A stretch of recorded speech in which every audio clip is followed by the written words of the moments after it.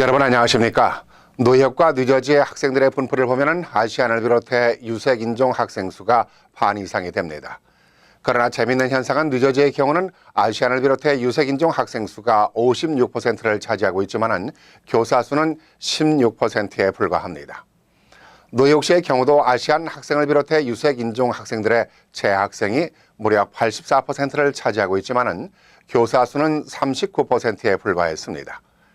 백인 교사들의 숫자가 절대 다수를 차지하고 있는 것입니다.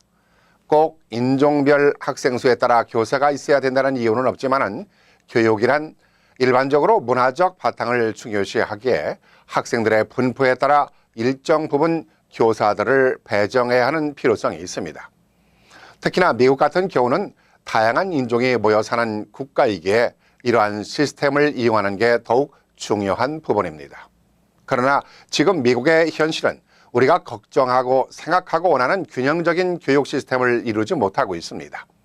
다른 지역도 예외는 아니지만 한인 자녀들이 많이 재학하고 있는 뉴저지나 뉴욕의 경우에 백인 교사들이 다수를 이루고 있는데요.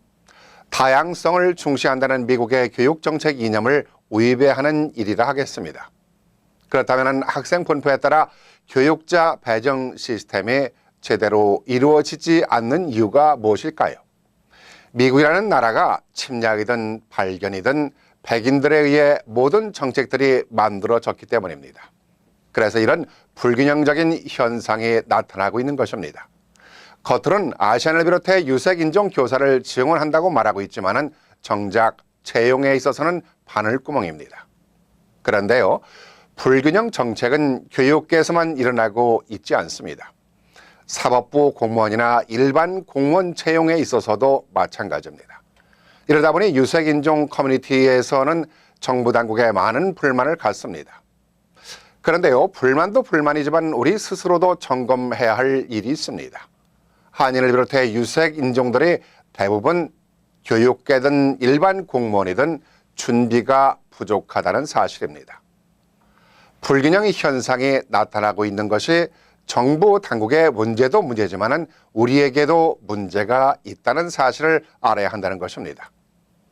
얼마 전에 한인 정치인들을 만나면서 한인 경찰이나 공무원 채용에 관심을 가져야 하지 않느냐고 물어봤습니다. 어떤 분야이든 타운 정부에서 채용하려 해도 준비된 한인들이 없다는 것이 답변이었습니다.